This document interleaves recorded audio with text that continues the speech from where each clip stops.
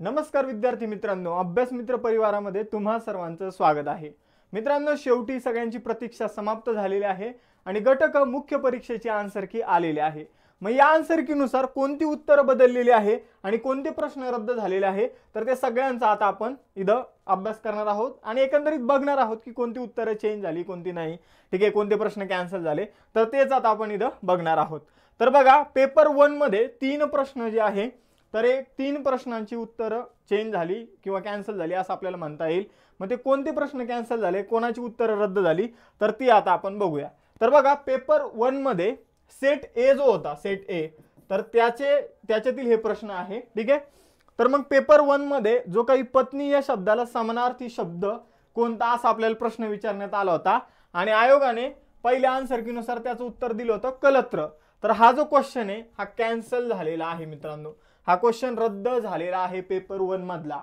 त्यानंतर पेपर 1 मध्ये जो 37व्या क्रमांकाचा प्रश्न होता की मलिन या शब्दाच्या विरुद्ध शब्दाचा खालीलपैकी कोणत्या वाक्यात उपयोग केलेला आहे, तर हा जो प्रश्न होता याचा आयोगाने उत्तर दिलं होतं 1, स्वच्छतेचे पालन करावे। पण आयोगाने आता त्याचं उत्तर चेंज केलेलं आहे आणि चेंज करून आयोगाने त्याचं उत्तर दिलेलं आहे निर्मळ अंतःकरणाने ती कधीच वागली नाही। तर मलिनच्या विरुद्धार्थी शब्दाचा वापर जो आहे तो निर्मळ हा जो शब्द आहे हा पर्याय क्रमांक 4 मध्ये वापरलेला आहे असं आयोगाचं म्हणणं आहे आणि याचा आन्सर 1 वरून 4 असं करण्यात आलेला आहे। तर या क्वेश्चनचा आन्सर जे आहे ते चेंज झालेला आहे। यानंतर पुढील क्वेश्चन बघूया मित्रांनो। पुढील क्वेश्चन आहे बघा, तर इथं 51वा क्वेश्चन होता, यामध्ये आपल्याला एरर शोधायचा होता।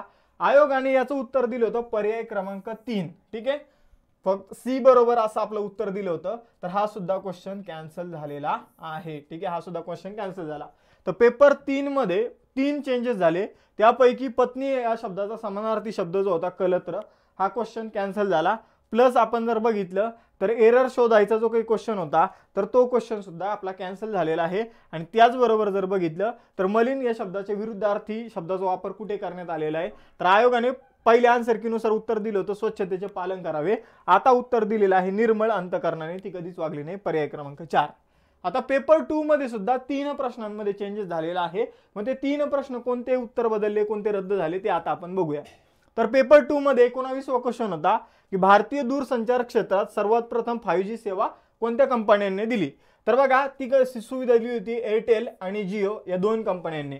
आयोगाने सुरुवातीला उत्तर दिलं होतं बी आणि डी, आयोगाने उत्तर दिलं होतं जिओ आणि बीएसएनएल आणि बीएसएनएलचं अजून 5G जे आहे ते आलेलंच नाहीये। त्यामुळे हा क्वेश्चनचा आन्सर जे ते आयोगाने चेंज करून ए आणि बी पर्याय क्रमांक 1 जे आहे ते दिलेलं आहे।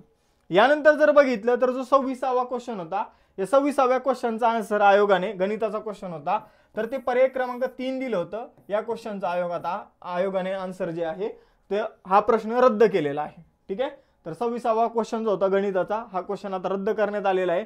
आणि यानंतर 51वा क्वेश्चन होता सत्यमेव जयते हे कोणत्या संस्थेचं ब्रीद वाक्य होतं, तर या क्वेश्चनचा आयोगाने पर्याय क्रमांक 3 दिलं होतं सत्यशोधक समाज। तर आता याचं उत्तर जे आहे ते आयोगाने बदलून प्रार्थना समाज असं केलेलं आहे। तर पेपर 2 मध्ये सुद्धा मित्रांनो 3 चेंजेस झालेले आहे। एक करंट अफेअर्सचा जो क्वेश्चन होता 5G सेवा कोणी सुरू केली, तर भारतीय एअरटेल आणि रिलायन्स जिओने सुरू केलेली आहे। तर उत्तर पर्याय क्रमांक 1 केलेले आहे, आयोगाने पूर्वी बी आणि डी केलं होतं। त्यानंतर 26व्या क्वेश्चनचं उत्तर जो आहे गणिताचा प्रश्न उत्तर त्याचं 10, 12, 12, 15 अशा प्रकारचं उत्तर आयोगाने दिलं होतं। हा प्रश्नच आयोगाने रद्द केलेला आहे। आणि सत्यमेव जयते हे जे ब्रीद वाक्य हे कोणत्या संस्थेचं आहे, तर आयोगाने उत्तर दिलं सत्यशोधक समाज, पण आयोगाने त्यांचं उत्तर बदलून आता प्रार्थना समाज केलेला आहे। तर असे 6 बदल जे आहे पेपर 1 मध्ये 3 आणि पेपर 2 मध्ये 3 हे 6 बदल एकूण करण्यात आलेले आहे। तर तुमचा स्कोर जो आहे तो अपडेटेड आन्सर की नुसार, अंतिम आन्सर की नुसार काय येतो काय नाही हे आम्हाला नक्की कळवा, आम्ही तुम्हाला कट ऑफ सांगू की कट ऑफ काय लागू शकतो। तर जर तुम्ही नवीन तयारी करू इच्छित असाल तर आपल्याकडे कंबाईन पूर्व परीक्षेची बॅच आहे, कंबाईन यशवंत बॅच, आणि त्याचबरोबर राज्यसेवा विजेता बॅच देखील आहे। तर माहिती आवडल्यास लाईक करा व्हिडिओला आणि तुमचे जे काही मित्र असतील ग्रुप सी ची मुख्य परीक्षा दिलेले त्यांच्यापर्यंत हा व्हिडिओ नक्की शेअर करा। धन्यवाद।